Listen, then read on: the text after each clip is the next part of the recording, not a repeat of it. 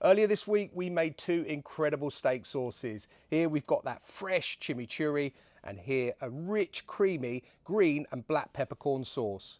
And today we're putting them to the test with this beautiful 30-day aged sirloin steak, cooked perfectly over charcoal, beautifully tender, and served with two very different sauces. But which one's going to come out on top? So first things first, a big thank you to F. Conisbee and Son Butchers here in East Horsley for this lovely piece of aged sirloin.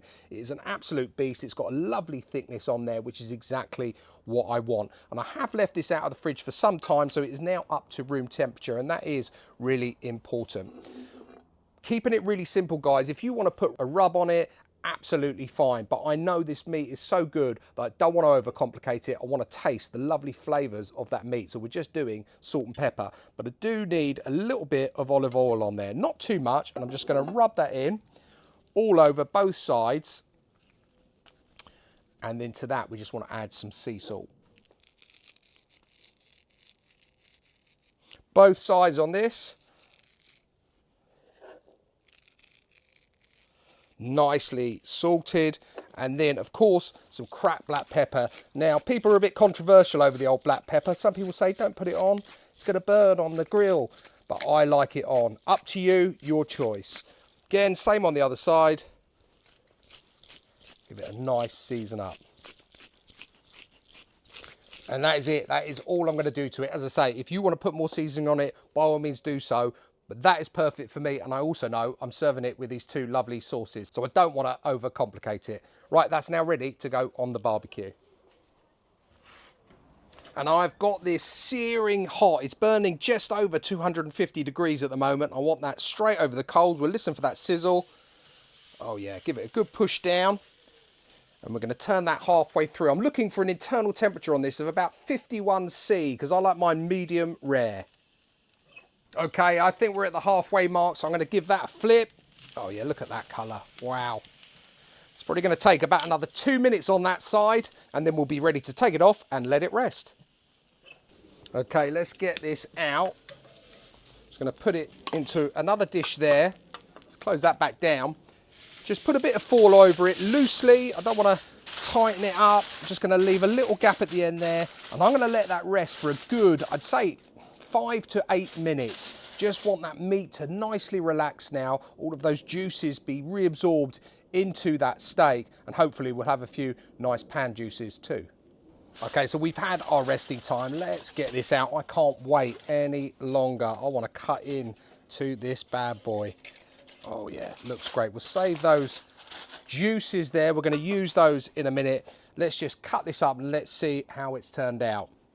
Just cut it on the slight angle. Get rid of those end bits. Oh yeah, look at that. Slightly, maybe slightly over. Actually, no, as I get into the middle there, that's about where I want it. Maybe could have done with a little bit more resting time. But this is quite a thick steak, look at that. Actually, now I'm looking at that again, that is perfect for me. So we're just going to finish it off with our pan juices, our resting juices, should I say, over the top there. Look at that. Oh yeah. And then I'm going to do some of our peppercorn sauce. Oh, come on, what's not to like about that? I'm going to do it half and half. And then lastly, of course, some of our chimichurri sauce. I'm going to just do it on the end there. This is spicy, and I know others want some as well. So I'm just going to place some along there. Oh yeah, this is going to be a game of two halves. Spicy, creamy, and indulgent. So let's see which one comes out on top, if not both. But I have got a little treat here, a little chef's treat. A little bit of beef there on its own, and it's amazing. Naughty, but nice. That little bit of fat there, tasty. Okay, actually, do you know what? Let's be fair. I'm going to take one from the middle, actually there, because there's some chimichurri on there. Let's try some of that chimichurri first. Do that side.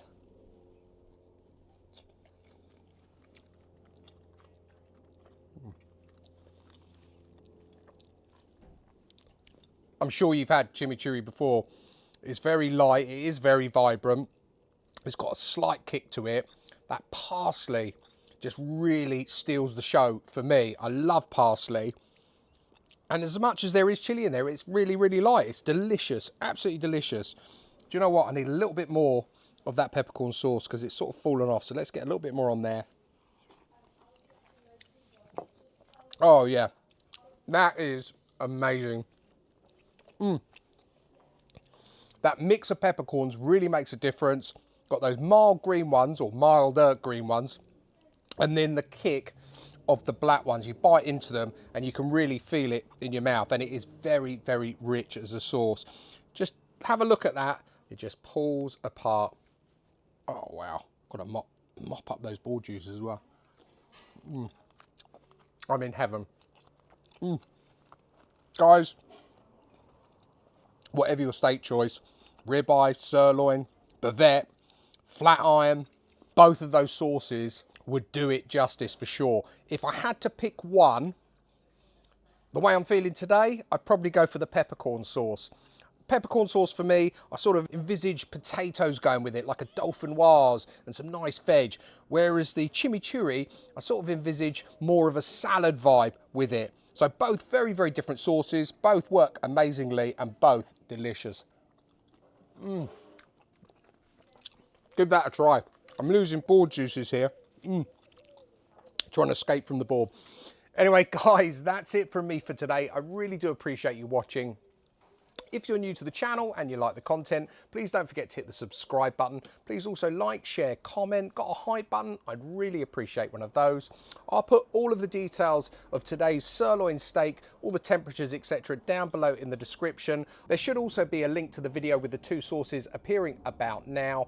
And all that's left for me to say is until next time, it's cooking good.